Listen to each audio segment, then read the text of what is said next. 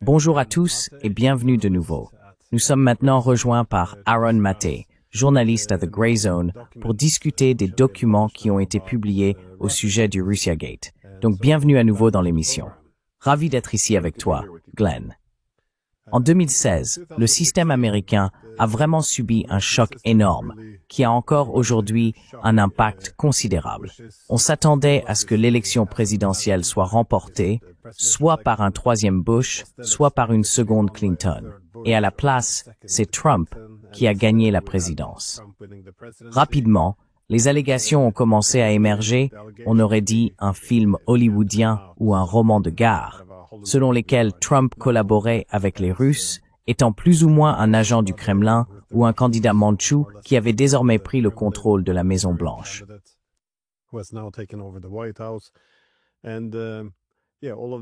Et tous ces discours sur le fait de s'entendre avec la Russie étaient souvent interprétés comme une preuve de cette collusion. Et en effet, pour prouver qu'il ne l'était pas, il aurait dû se montrer aussi agressif que possible envers la Russie. Et le président américain a donc été, par beaucoup, y compris Clinton, dénoncé comme illégitime. Ainsi, le système politique s'est polarisé. Nous avons également constaté que les relations américano-russes se sont détériorées, ce qui a été le cas au cours de la décennie suivante, nous rapprochant de plus en plus de la guerre. Maintenant, le développement le plus récent, comme la plupart des gens le savent, est que le directeur du renseignement national, John Ratcliffe, a publié ces documents dans lesquels il accuse Obama de mentir, et en fait, aussi de trahison. Je me suis donc dit, en m'éloignant des gros titres, qu'avons-nous réellement appris des documents publiés par John Ratcliffe?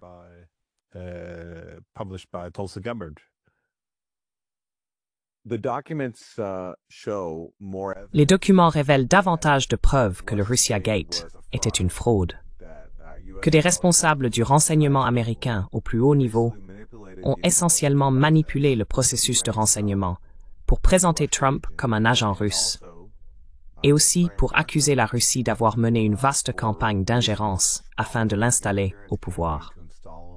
Les deux allégations étaient tout aussi fausses, et beaucoup de tromperie a été utilisée à l'époque pour les imposer au public et aux médias, qui ont agi pour la plupart comme des sténographes au lieu d'appliquer un regard critique. Et maintenant, nous obtenons plus de détails sur la façon dont la fraude a eu lieu. Cela confirme-t-il ce que dit Tulsi Gabbard, à savoir qu'il s'agissait d'un coup d'État traître?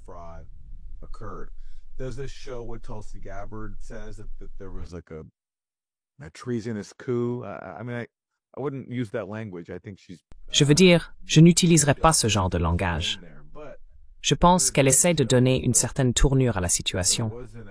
Mais ce que cela montre, c'est qu'il y a bien eu un effort, une conspiration, si l'on veut l'appeler ainsi, pour présenter Trump comme un agent russe, ce qui était totalement infondé et une véritable arnaque. Et vous savez, ce qui m'intéresse davantage dans ces documents, c'est l'angle de la soi-disant ingérence russe. Parce qu'on sait maintenant que la collusion était une supercherie. Robert Mueller a mené une enquête de plus de 2 ans à ce sujet au sein du FBI, dépensant des dizaines de millions de dollars. C'était le sujet dominant du premier mandat de Trump. Essayer de trouver la moindre preuve d'une conspiration entre lui et Moscou. Et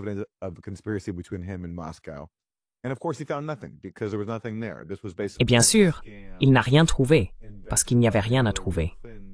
C'était essentiellement une arnaque inventée par la campagne Hillary Clinton via leur sous-traitant, Christopher Steele. À ce stade, c'est une évidence. Nous savons que la collusion était une supercherie. C'était une théorie du complot stupide. Plus personne de sérieux ne la prend au sérieux aujourd'hui. Mais l'accusation persistante, celle à laquelle les défenseurs du Russiagate s'accrochent encore, c'est cette opération d'ingérence russe. Ils diront donc, oui, d'accord, Mueller n'a pas trouvé de preuves de conspiration. Mais cela ne veut pas dire que la Russie n'est pas intervenue en faveur de Trump.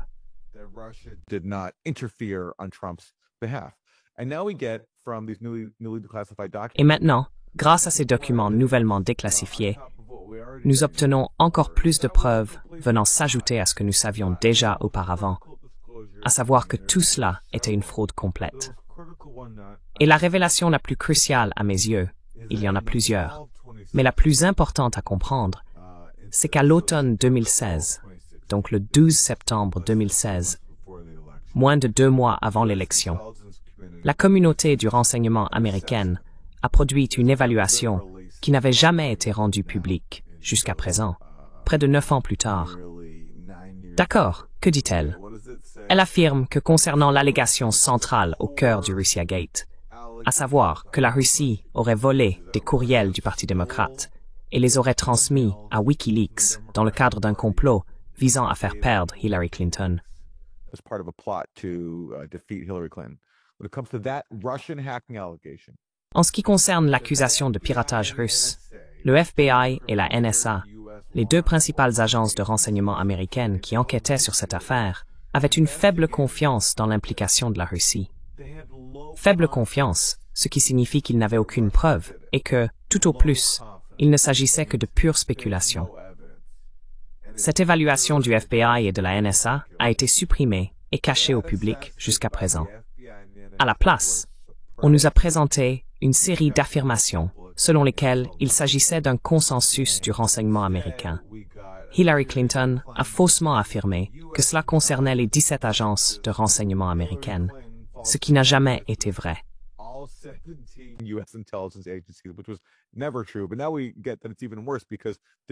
Mais maintenant, nous voyons que c'est encore pire, car les deux agences clés ici, le FBI, qui enquêtait sur l'intrusion dans les serveurs du DNC, et la NSA, qui peut surveiller toutes les ingérences cybernétiques et les communications étrangères, avaient toutes deux une faible confiance. Et cela a été dissimulé. Au lieu de cela, après la victoire de Trump en novembre, environ un mois plus tard, il y a eu une réunion à la Maison-Blanche avec Obama et ses principaux collaborateurs. Et maintenant, grâce à ces documents déclassifiés publiés par Tulsi Gabbard, nous apprenons qu'ils ont décidé, même si le FBI et la NSA avaient toujours cette faible confiance quant à l'attribution du piratage à la Russie, qu'ils allaient quand même accuser la Russie. Ils ont ordonné la publication d'une toute nouvelle évaluation de la communauté du renseignement pour remplacer celle qu'ils avaient supprimée, afin d'accuser la Russie.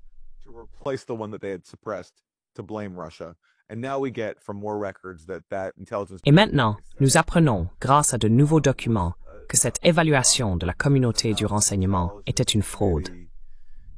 Il y a une enquête du comité du renseignement de la Chambre qui a examiné l'évaluation de la communauté du renseignement publiée au public.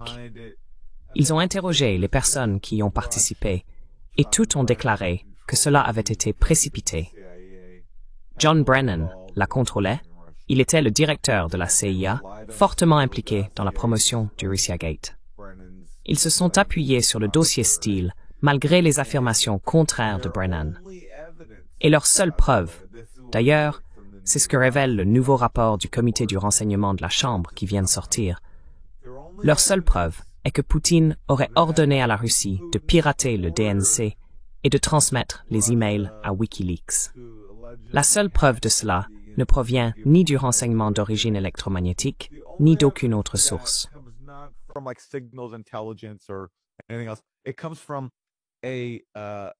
Cela provient d'une source qu'il a entendue de seconde main, d'accord? Parce que John Brennan avait ce type, un fonctionnaire du Kremlin, de niveau intermédiaire, qui était comme sa taupe. Et c'est sur lui que John Brennan comptait pour beaucoup de choses.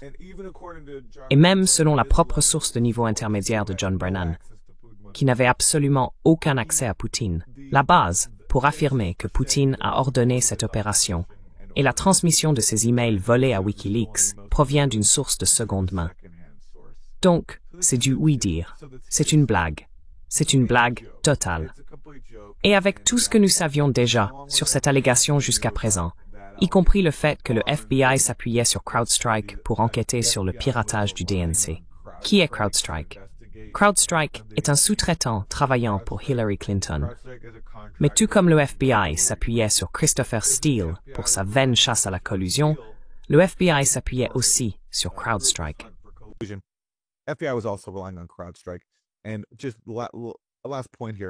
Et juste un dernier point ici, sur le thème de l'occultation des preuves contradictoires. Nous avons déjà établi jusqu'à présent que la communauté du renseignement a dissimulé l'évaluation à faible degré de confiance du FBI et de la NSA concernant le piratage russe. Nous avons également appris, bien après coup, que CrowdStrike, la société qui enquêtait sur le piratage du DNC et qui a été la première à accuser la Russie d'avoir piraté le DNC au profit d'Hillary, tout en étant payé par Hillary Clinton, a déclaré « Nous n'avons aucune preuve que ces prétendus hackers russes aient réellement pris quoi que ce soit de nos serveurs. » Et cela a été occulté tout au long de l'enquête Mueller. Nous n'en avons entendu parler qu'en mai 2020, plus d'un an après la clôture de l'enquête par Mueller. Ainsi, les derniers documents s'ajoutent à un ensemble de preuves préexistantes, montrant que tout cela était une arnaque.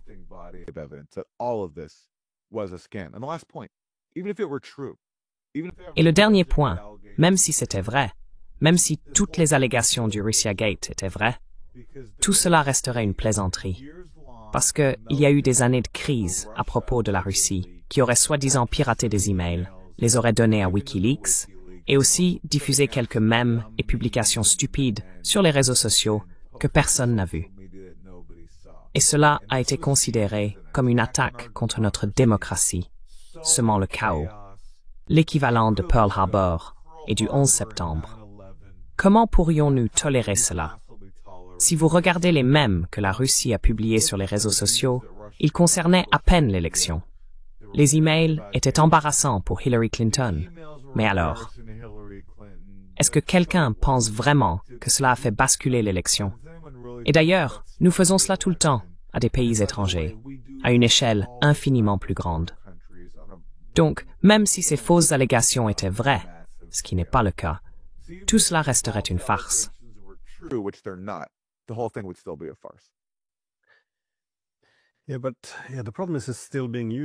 Le problème, c'est que ça continue d'être utilisé comme justification pour défendre la démocratie contre les ingérences. Par exemple, lorsqu'ils ont annulé les résultats des élections en Roumanie, ils ont fait référence à Russiagate. Donc, c'est vraiment persistant. Mais en ce qui concerne le piratage, car c'est étrange, je sais que ces documents sont très importants, mais comme vous l'avez mentionné, la révélation de CrowdStrike est sortie il y a longtemps. De plus, le directeur technique de la National Security Agency, Binney, n'a-t-il pas aussi déclaré qu'il n'y avait pas eu de piratage, mais simplement une fuite?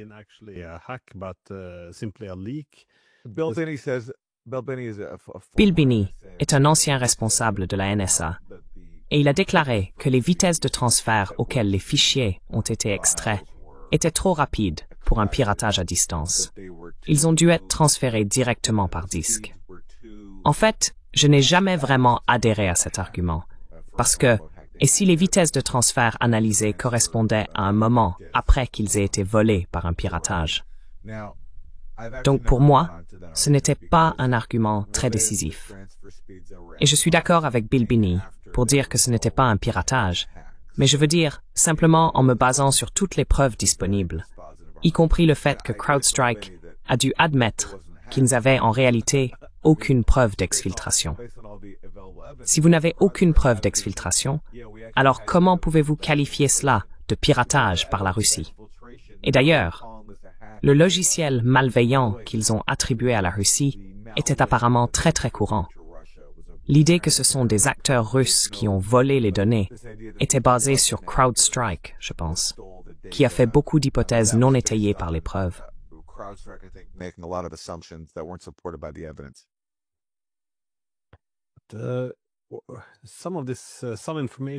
Certaines de ces informations étaient disponibles il y a longtemps. En 2020, il y a eu un briefing du directeur de la CIA, John Brennan, qui avait informé le président Obama à l'époque, en juillet 2016, dans lequel une note indiquait que le directeur de la CIA avait dit à Obama qu'Hillary Clinton essaierait probablement de détourner l'attention du public de son serveur de messagerie privée et de diaboliser Donald Trump en présentant l'histoire selon laquelle Trump travaillait pour les services de sécurité russes. Et cela a fini par prendre beaucoup d'ampleur avec le temps. Mais cela était déjà connu il y a 5 ans.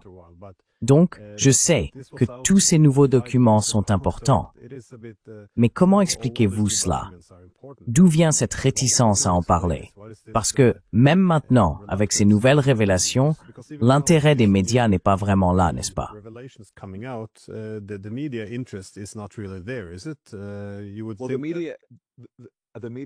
Eh bien, l'intérêt des médias n'est pas là, parce que les médias ont fait partie de cette fraude.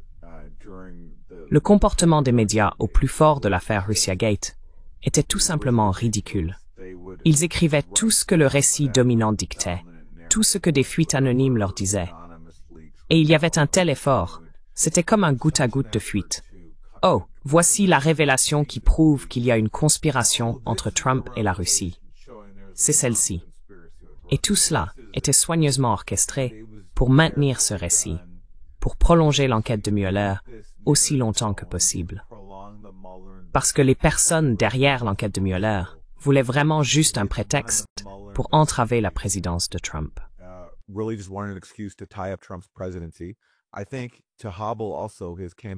Je pense que c'était aussi pour entraver sa promesse de campagne de s'entendre avec la Russie. Cela en faisait partie. Par exemple, juste avant que Trump ne rencontre Poutine en juillet 2018, quelques jours auparavant, Mueller a publié cet acte d'accusation contre des agents présumés du renseignement russe pour le piratage du DNC. Le timing était tellement évident pour saper la rencontre de Trump avec Poutine. Et chose amusante, lorsque Trump a rencontré Poutine, ils ont donné une conférence de presse ensemble. Et Trump a dit « Oui, Poutine m'a nié avoir interféré dans l'élection. » Et j'ai trouvé son démenti très convaincant. Cela a provoqué une véritable crise dans les médias, qui ont qualifié Trump de traître.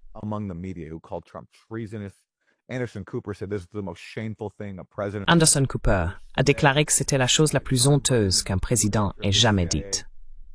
John Brennan, l'ancien directeur de la CIA, a affirmé que le comportement de Trump relevait carrément de la trahison.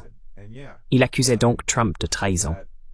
Et oui, l'anecdote que tu as mentionnée, nous avons appris bien après coup que John Brennan avait été informé, en juillet 2016, avant même l'ouverture de l'enquête sur la Russie, que la Russie avait intercepté des informations selon lesquelles Hillary Clinton prévoyait de piéger Trump en l'accusant d'être un agent russe et de le lier au piratage présumé par la Russie afin de créer de toutes pièces ce faux scandale.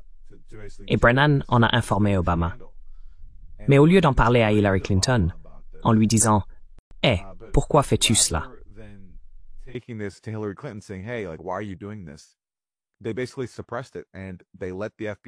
Ils l'ont essentiellement étouffé et ont laissé le FBI poursuivre une enquête basée sur l'arnaque d'Hillary Clinton. Et Brennan, en septembre 2016, a même envoyé un signalement au FBI pour les en informer. James Comey, le directeur du FBI, a ensuite déclaré que cela ne lui disait rien. Il a affirmé ne pas se souvenir d'avoir reçu un avertissement de la CIA selon lequel Hillary Clinton complotait pour faire passer Trump pour un agent russe. Et selon les alliés de Brennan, leur inquiétude n'était pas qu'Hillary Clinton cherchait à piéger Trump en tant qu'agent russe. Leur inquiétude était que la Russie en soit informée. Donc en gros, ils étaient contrariés que la conspiration d'Hillary Clinton ait été révélée et que la Russie en ait eu connaissance.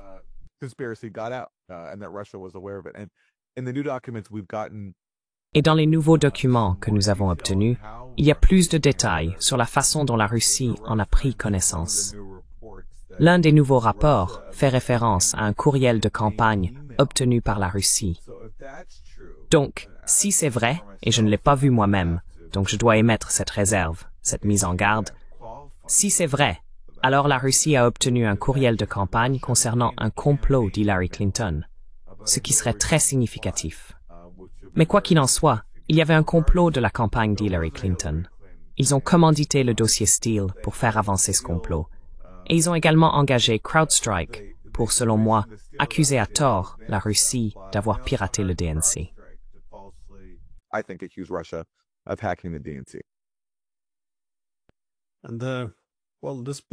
Eh bien, il y a pourtant eu de nombreuses occasions d'approfondir ce sujet. WikiLeaks, sous la direction d'Assange, n'a-t-il pas proposé de fournir certaines preuves techniques, montrant qu'il n'y avait pas, je crois, d'acteurs étatiques derrière les fuites ou le piratage de ces informations.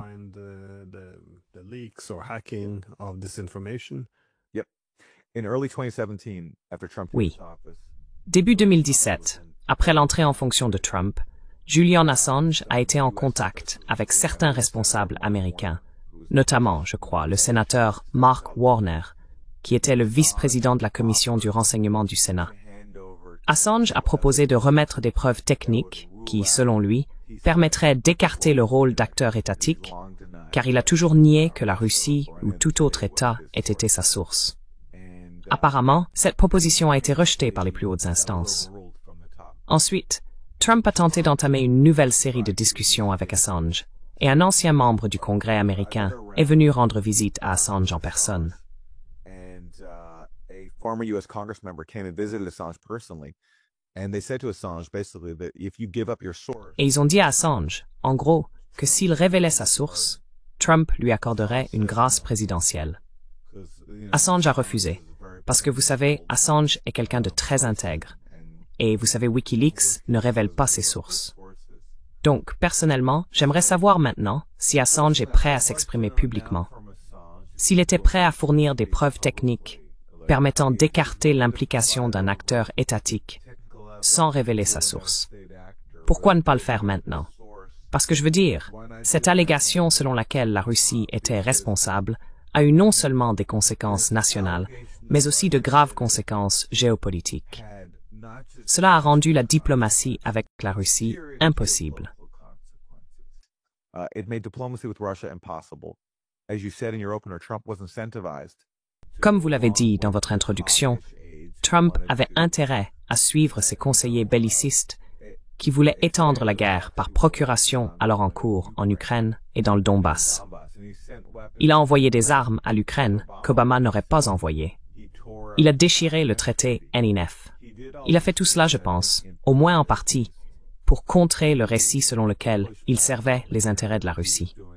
Il avait donc intérêt à adopter une politique néoconservatrice et agressive envers la Russie afin de réfuter les accusations du Russiagate. Et les médias ainsi que les démocrates avaient intérêt à détourner le regard des véritables politiques bellicistes de Trump, car ils étaient tellement attachés à cette théorie du complot absurde, selon laquelle il servait les intérêts de Poutine.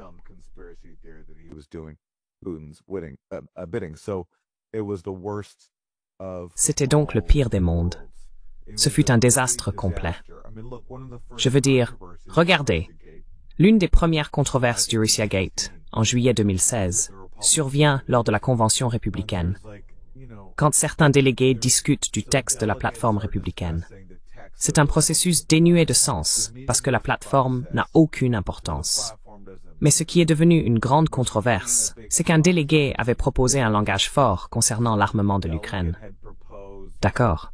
Et puis quelqu'un de l'équipe de Trump a dit « Non, c'est un peu trop fort ». Disons simplement que nous allons fournir à l'Ukraine, je cite, quelque chose comme une assistance appropriée.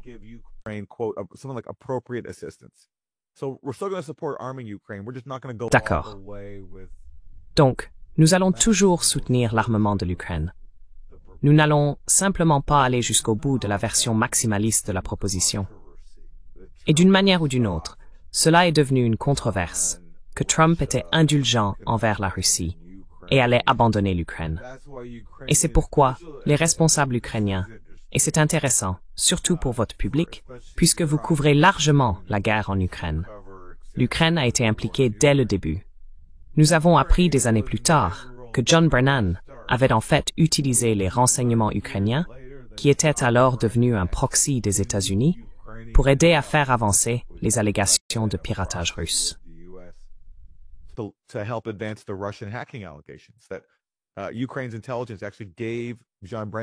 Les services de renseignement ukrainiens ont en réalité fourni à John Brennan une partie des soi-disant preuves qu'il a utilisées pour attribuer la responsabilité à la Russie.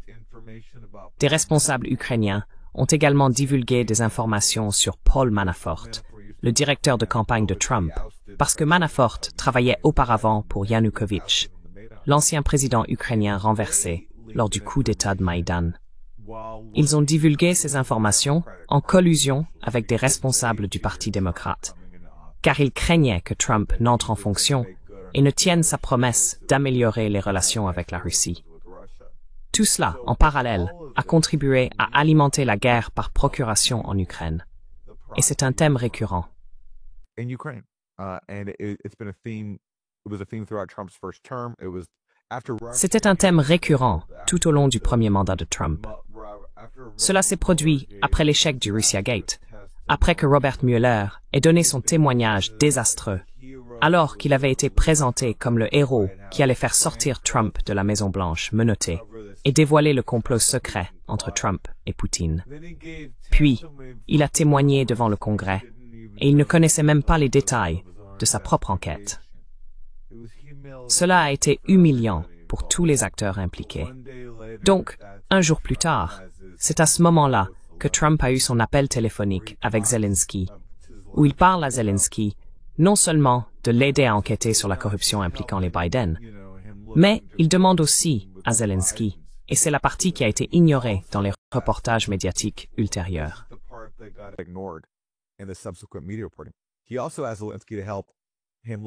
Il a également demandé à Zelensky de l'aider à enquêter sur les origines du Russia Gate, car Trump savait à ce moment-là que le Russia Gate avait un lien avec l'Ukraine.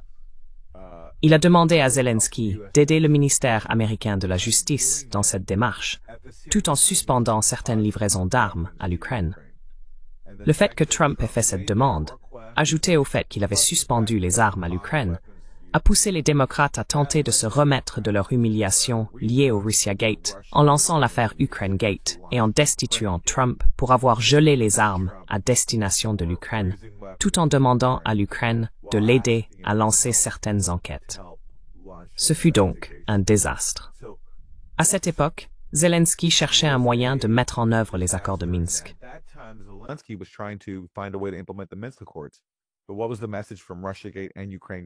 Mais quel était le message de Russia Gate et Ukraine Gate?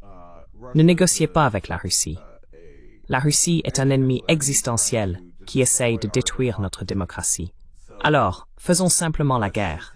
C'est pourquoi des gens comme Lindsey Graham et John McCain, dès le début, ont utilisé les allégations de Russia Gate pour promouvoir la guerre en Ukraine. En janvier 2017, ils sont allés en Ukraine et ont déclaré « La Russie a attaqué notre démocratie. Nous allons leur résister en Ukraine. » Cela a donc été un désastre, tant pour la politique intérieure américaine que pour la politique étrangère, et nous en subissons encore les conséquences aujourd'hui. Oui, je pense que c'est un excellent point de dire que Russia Gate a sapé les accords de Minsk, car sinon, ce qu'ils ont fait, des gens comme Lindsey Graham et John... Oh, comment s'appelle-t-il John?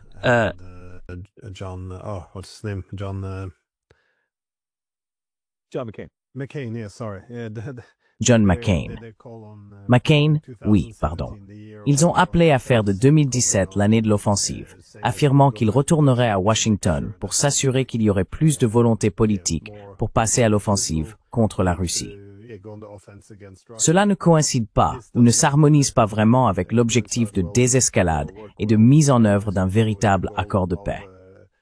Mais cela soulève la question. Pensez-vous qu'il y aura une certaine responsabilité à ce sujet? Parce que trop de personnes étaient impliquées.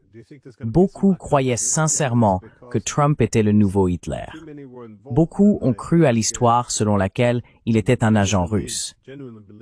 Donc, s'il n'y avait aucune preuve, il semble qu'ils étaient prêts à simplement diffuser de fausses preuves.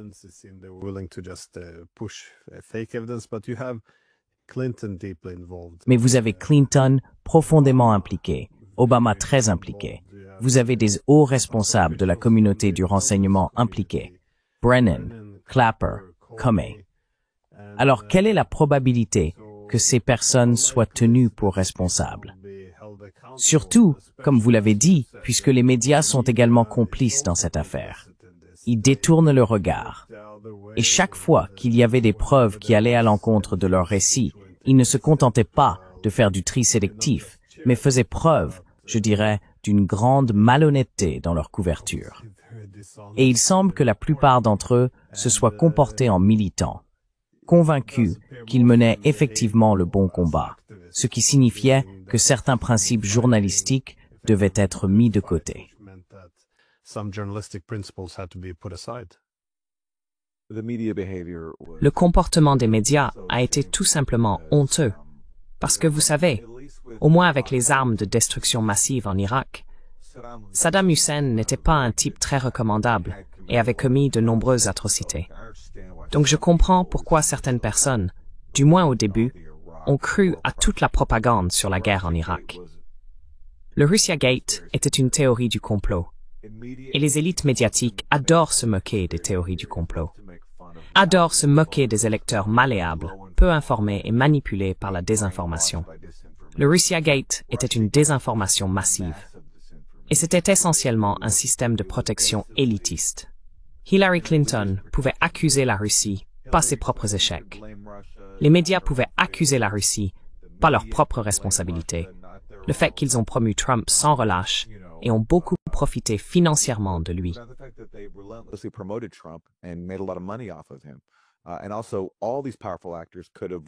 De plus, tous ces acteurs puissants pouvaient ainsi éviter d'être confrontés aux problèmes de la société américaine. Toutes les dysfonctionnalités que Trump incarne et a exploitées en se présentant faussement comme un champion de la classe ouvrière. Accuser la Russie était donc le parfait bouc émissaire pour tous ces acteurs de l'élite, des médias au Congrès, en passant par l'appareil de sécurité nationale. Et c'était aussi un moyen de stigmatiser l'appel de Trump à de meilleures relations avec la Russie. Pendant la campagne, sa critique des guerres de changement de régime, en disant que tout cela était le fait de la Russie, était un bon moyen de la discréditer. Même si Trump n'était pas sincère dans sa critique, je ne pense pas qu'il l'était, car ses politiques ont été plutôt bellicistes, il avait au moins compris que beaucoup de gens en avaient assez de financer toutes ces guerres horribles et de sacrifier leur propre communauté pour elles.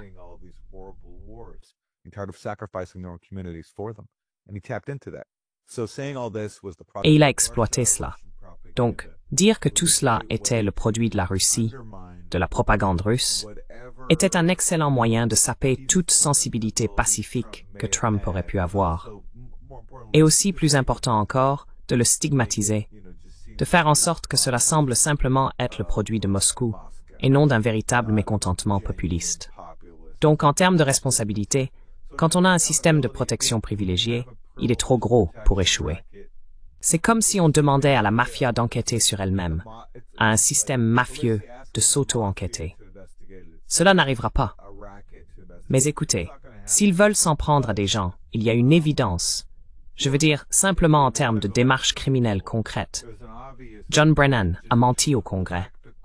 On lui a demandé, lors d'un témoignage devant le Congrès, si le dossier Steele avait joué un rôle dans l'évaluation de la communauté du renseignement. John Brennan a répondu que non, ce n'était pas le cas.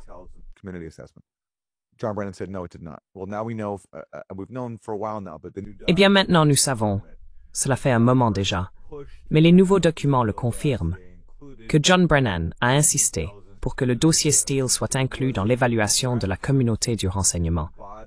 Il a même été mentionné dans le corps du texte. Un résumé en a également été ajouté en annexe. Donc je pense que John Brennan a commis un parjure à ce sujet. Quant aux personnes derrière CrowdStrike, impliquées dans le piratage du DNC, j'ai déjà écrit sur la façon dont elles ont fait de fausses déclarations au Congrès. Parce que l'une des choses concernant CrowdStrike, c'est que lorsque le FBI est venu leur demander « Hey, pouvons-nous examiner les serveurs nous-mêmes ?» CrowdStrike a répondu « Non ».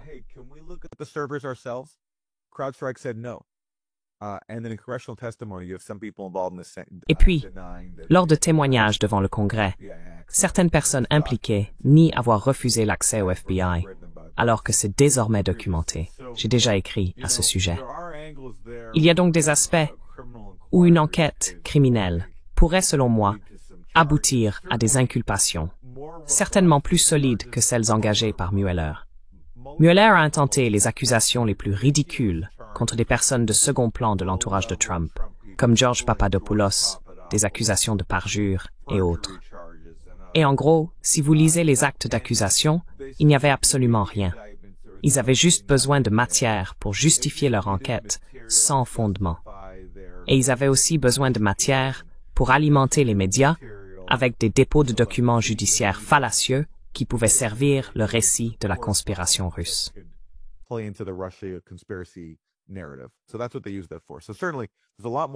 Donc c'est pour ça qu'ils ont utilisé cela. Il est certain qu'il y a bien plus de choses là-dedans que ce que Mueller n'a jamais eu pour quoi que ce soit. Et cela pourrait donc être un domaine de responsabilité. Est-ce que Barack Obama, un ancien président, va devoir rendre des comptes? Non, ce n'est tout simplement pas comme ça que ça fonctionne. Même John Brennan, regardez, c'est l'ancien directeur de la CIA. Essayez de tenir un ancien directeur de la CIA responsable, alors qu'un directeur de la CIA connaît beaucoup de secrets et peut nuire à beaucoup de gens puissants, j'en doute fortement.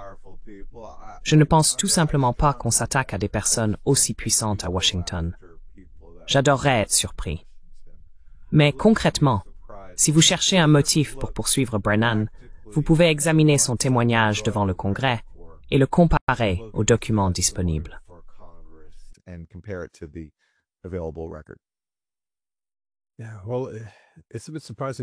Oui, eh bien, c'est un peu surprenant que Trump n'ait encore rien fait.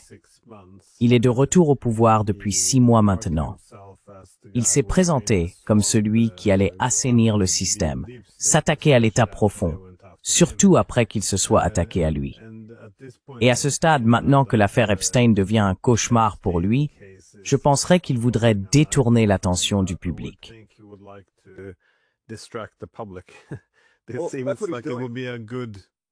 Il semble que ce soit une bonne raison. C'est ce qu'il fait. Je veux dire, je ne pense pas que le timing soit une coïncidence.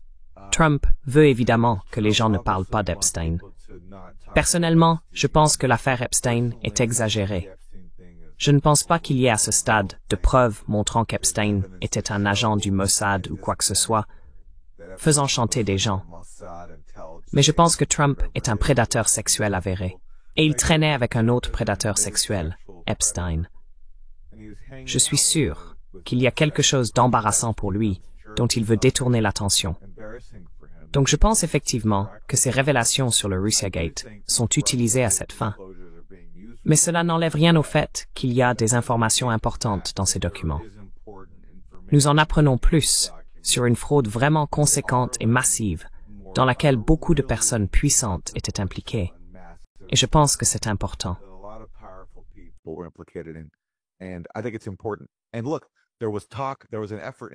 Écoutez, il y a eu des discussions. Il y a eu un effort lors de son premier mandat pour publier ces documents. Kash Patel, qui était le chef de cabinet de Trump au département de la Défense, a essayé de rendre publiques certaines de ces informations, mais il a été bloqué.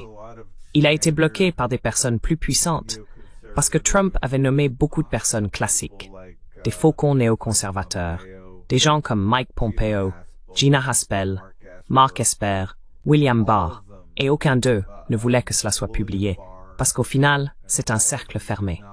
Et oui, même si le Russiagate était partisan et a été utilisé contre Trump, le fait que cela vienne de la CIA et du FBI signifiait que ces personnes ne voulaient pas embarrasser le FBI et la CIA au-delà de ce qui était déjà connu. Ils ont donc bloqué la publication d'une grande partie des informations que nous recevons aujourd'hui. Et quelle que soit la raison de leur publication aujourd'hui, je m'en réjouis. Il est important de faire la lumière sur cette vaste escroquerie.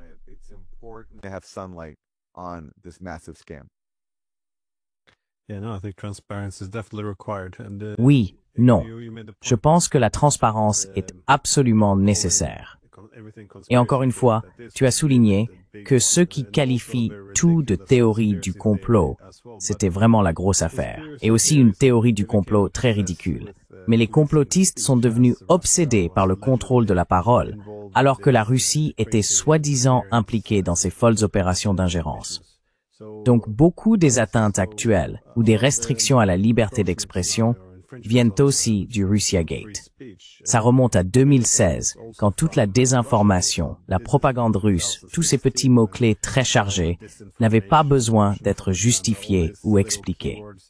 Mais si tu les utilises, tu peux censurer des gens, les faire annuler. Tu peux apparemment renverser des élections. Et tu n'as même plus besoin de preuves, parce que toute personne qui s'y oppose sera vue avec suspicion. Pourquoi ne t'opposes-tu pas à la propagande russe?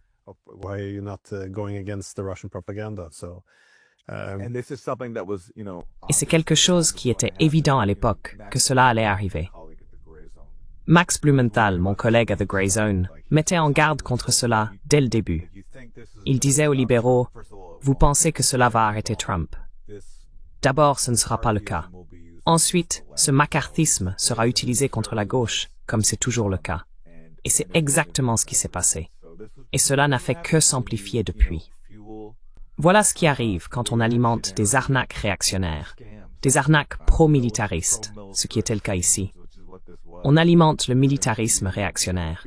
Et c'est exactement ce que le Russiagate a fait.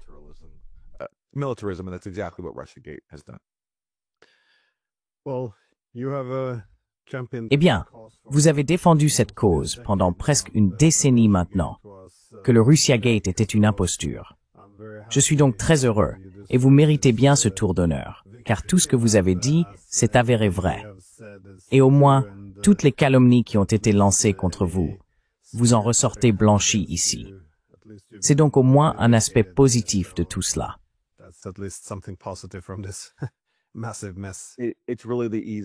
Un énorme gâchis. C'est vraiment l'histoire la plus facile sur laquelle j'ai jamais travaillé de ma vie, parce que c'était une escroquerie monumentale. C'était une fraude totale. Il n'y avait rien dès le départ. Et je me distingue seulement parce que je n'y ai pas cru. Et c'est étrange à cet égard. Vous savez, la lecture la plus bienveillante de certains collègues dans les médias, c'est qu'ils avaient tellement peur de Trump. Ils le trouvaient tellement répugnant qu'ils étaient prêts à croire n'importe quoi. Mais écoutez, quand on fait du journalisme, on ne suit pas ses sentiments, on ne suit pas ses convictions politiques ou ses penchants partisans. On suit les faits. Et malheureusement, cela s'est perdu dans l'affaire Russiagate.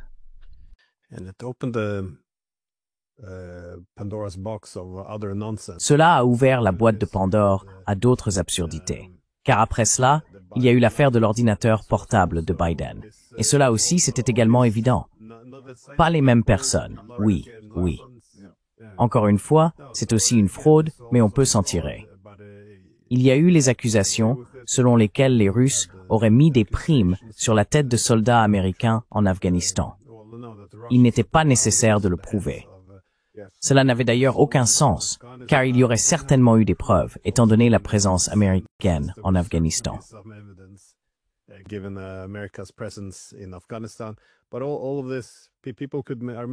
Mais tout cela, les gens pouvaient, je me souviens, les gens pouvaient faire, des responsables de haut niveau pouvaient faire des déclarations du genre. Trump, maintenant, s'il n'est pas en collusion avec la Russie, il doit s'en prendre aux généraux russes et commencer à les tuer. Je veux dire, c'est comme ça que les gens parlaient. C'était complètement absurde. Et bien sûr, cela nous amène à la guerre en Ukraine. La quantité de mensonges qui ont été racontés est tout simplement stupéfiante.